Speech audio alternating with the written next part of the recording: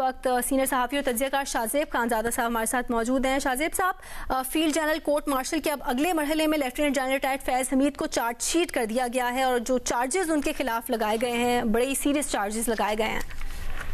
जी बिल्कुल, जाहिर है ये एक्सपेक्टेड था ही कि किसी भी दिन ये खबर आएगी कि उनके चार्जशीट करने के हवाले से, क्योंकि उससे पहले जो उनको तहवील में लिया गया वो भी एक बड़ी खबर थी और मुसलसल ये बात हो रही थी कि कब ये कार्रवाई आगे बढ़ेगी। जो इल्जामात हैं, जाहिर है मामला शुरू हुआ था एक हाउसिंग सोसाइटी के मसले से, मगर जो चार्जशीट है वो एक तवील चार्जशीट नजर आती है। उसमें सियासी सरगर्मियों में मुलविस होना, ऑफिशियल सीक्रेट एक्ट की खिलाफ वर्जियां करते हुए रियासत के तहफ़्फ़ुज़ और मफाद को नुकसान पहुंचाना, इख्तियारात और सरकारी वसाइल का गलत इस्तेमाल और अफराद को नाजायज नुकसान पहुंचाना, ये कुछ ऐसे इल्जामात हैं जिसकी सिर्फ और सिर्फ जनरल फैज हमीद के लिए शायद इम्प्लीकेशन ना हो, जिसकी एक बड़ी सियासी इम्प्लीकेशन हो सकती है। अब उसमें देखना होगा कि ये मामला किस हद तक आगे बढ़ता है, क्योंकि जो प्रेस रिलीज है वो जाहिर है अभी जनरल फैज हमीद तक महदूद है, मगर 9 मई के वाकयात का उसमें खास तौर पर जिक्र है। इन पुरतशद्दुद और बदअमनी के जो मुतादिद वाकयात है उसमें 9 मई से जुड़े वाकयात भी शामिल है, ये ISPR की प्रेस रिलीज कहती है। अब 9 मई के वाकयात का इल्जाम जाहिर पाकिस्तान तहरीक इंसाफ पर लगाया जाता है। पिछले दिनों इमरान खान साहब इसमें चार्जशीट हुए हैं, तो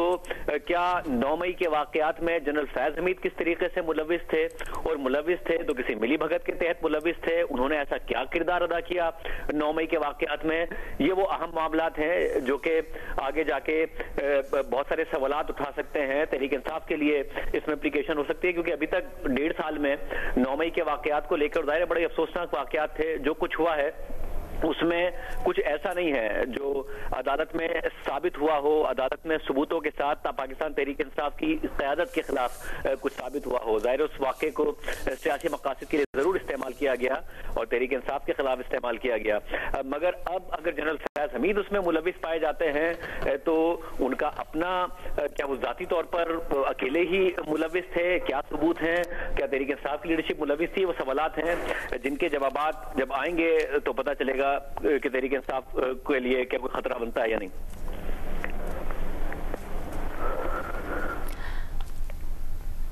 शाहज़ेब साहब, हाँ जी शाहज़ेब साहब, अब ये जो कोर्ट मार्शल की कार्रवाई आगे बढ़ी है, इसके सियासी असरात आप क्या देख रहे हैं? देखिए जी, जैसा कि मैंने जिक्र किया कि जो इल्जामात हैं, जब 9 मई की बात आ जाए और उसके साथ हो कि मुतादिद पुरतशद्दुद वाकयात में मज़मूम सियासी अनासिर की ईमा और मिली भगत भी शामिल तफ्तीश है, तो अभी तक तो ये बताया जा रहा है कि जो 9 मई के वाकयात में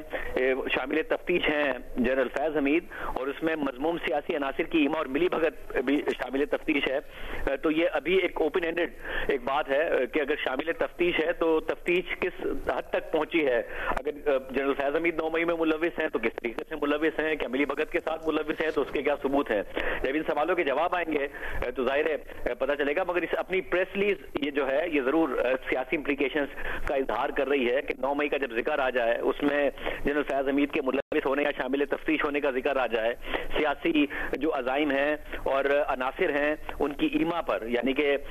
ये मुख्तलिफ सियासी अनासिर की ईमा पर अगर कोई काम कर रहे थे तो 9 मई का तो जो इल्जाम है वो रियासत बराह रास्त इमरान खान साहब पर और तहरीक इंसाफ पर लगाती है, तो वो कौन से सियासी अनासिर हैं? जाहिर है तहरीक इंसाफ की बात हो रही है, मगर उसके सबूत क्या हैं ये सबसे अहम होगा, क्योंकि आज तक 9 मई के वाकयात को लेकर जो कि इंतहाई अफसोसनाक वाकयात हैं उनको लेकर जो सबसे बड़ा सवाल उठता रहा है वो यही है कि जी जो मुलविस होने के सबूत है, ऐसे सबूत जो अदालत में साबित किए जाएं, वो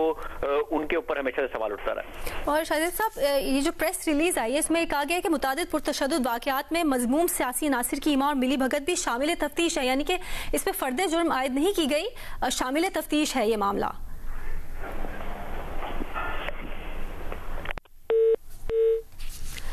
lieutenant general retired Faiz Hamid को बाज़ाब्ता तौर पर चार्जशीट कर दिया गया है। फील्ड जनरल कोर्ट मार्शल के अगले मरहले में लेफ्टिनेंट जनरल रिटायर्ड फैज